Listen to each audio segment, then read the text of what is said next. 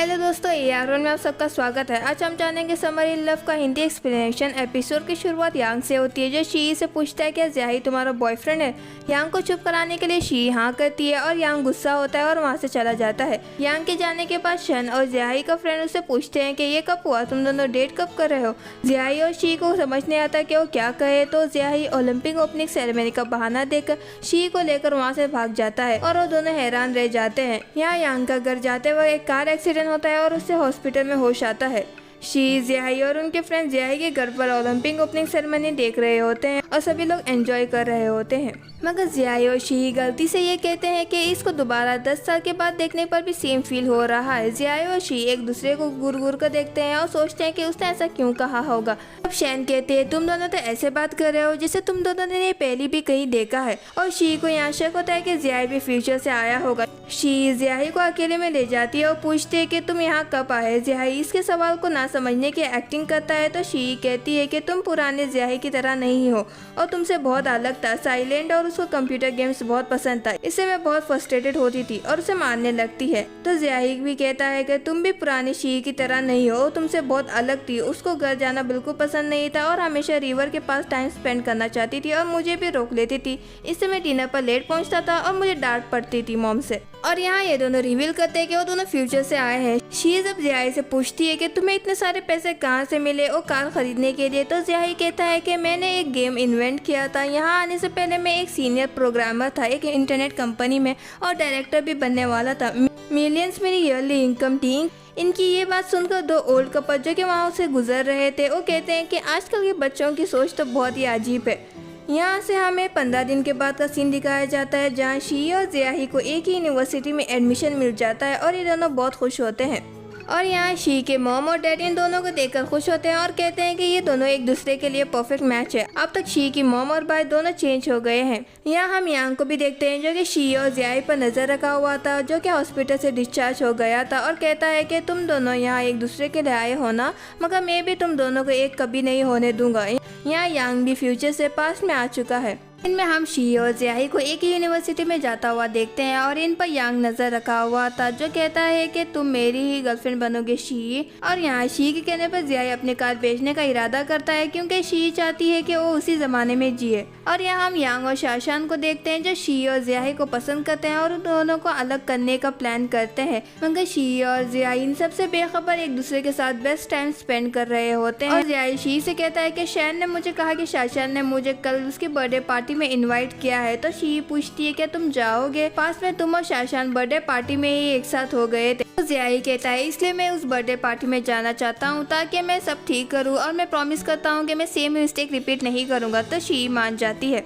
Next scene में हम ज़ियाही को शाशान के बर्थडे पार्टी में देखते हैं और शाशान ज़ियाही के साथ फ्रेंडली होने की कोशिश करती है, मगर ज़ियाही उसको अवॉइड करता है। मगर शाशान और उसके फ्रेंड ज़ियाही को ड्रिंक पिलाते हैं। ये सब शैन शी को कॉल करके बोलती है, तो शी शैन से कहती है कि ज़ियाही का ख्याल रखना। यहाँ यांग शी से मिलने आता है, मगर शी यांग को जाने के लिए कहती है और कहती है कि वो उसे पसंद नहीं करती, मगर यांग रिवील करता है कि वो भी फ्यूचर से आया है। ये सुनकर शी थोड़ा डर जाती है और यांग को उससे दूर रहने के लिए कहती है। तो यांग शी से माफी मांगता है उसको फ्यूचर में अब्यूज करने के लिए, और पूछता है कि हम दोनों फिर से नई शुरुआत करेंगे, मगर शी नहीं मानती। तो यांग गुस्सा होता है और कहता है कि तुम मुझसे नहीं बच सकती, तुम्हें मेरा ही होना होगा। ये कहकर वो वहाँ से चला जाता है। शी सबसे बहुत डर जाती है और अंदर अपने रूम में भाग जाती है।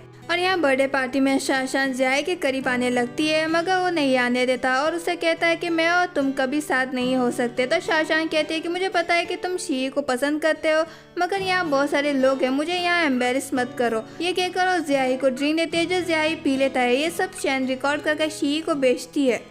यहाँ शी को यांग की कई भी बातें याद आती है और मिरर में भी यांग का चेहरा देखती है, जिससे वो डर जाती है और शैन का मैसेज देखती है, जो शाशान और ज़ियाही की रिकॉर्डिंग होती है। और शी पक्का इरादा कर लेती है कि वो आप किसी से नहीं डरेगी, जो होगा सो होगा। यहाँ शाशान ज़ियाही के पास आती है। एक पल के लिए ज़ियाही को लगता है कि वो शी है, मगर अपने आप को मुंह पर मारकर होश में लाता है और शाशान से कहता है कि वो ना कभी उसको पसंद करता है और ना करेगा। और ये सब शैन रिकॉर्ड कर रही होती है। अगले दिन शाशान को किसी ने रिजेक्ट किया, ये बात यूनिवर्सिटी में फेमस हो जाती है और शी भी वीडियो देखकर खुश होती है। तो शैन उसको ज़ियाही और उसके बारे में कहकर टीज कर रही होती है, मगर यहाँ यांग आता है, जो बहुत ही गुस्से में होता है। मगर ज़ियाही अचानक से आकर यांग को फिर से साइकिल पर से मारता है और उसको वार्न करता है कि वो वो शी से दूर रहे। तो यांग कहता है कि चाहे कुछ भी हो, शी को तो मुझसे ही शादी करनी पड़ेगी, यही उसकी किस्मत में है कि वो मुझसे शादी करेगी और मैं फिर से उसको टॉर्चर करूंगा और तुम कुछ नहीं कर पाओगे। ये सुनकर जियाही शॉक होता है कि यान भी फ्यूचर से आ गया। यान जियाही को चैलेंज देकर वहाँ से जाने ही वाला होता है, मगर फिर से एक कार आकर उसको टक्कर मारती है। नेक्स्ट सीन में हम यांग को देखते हैं जो कि हॉस्पिटल में होता है और यहाँ डॉक्टर कहता है कि यांग डेंजर से तो बाहर आ गया, मगर दोबारा सेम जगह लगने की वजह से उसका ब्रेन डैमेज हो गया है और इसकी मेंटल हालत अच्छी नहीं है, और ये सलाह देता है कि यांग को साइकेट्रिस्ट के पास ले जाए।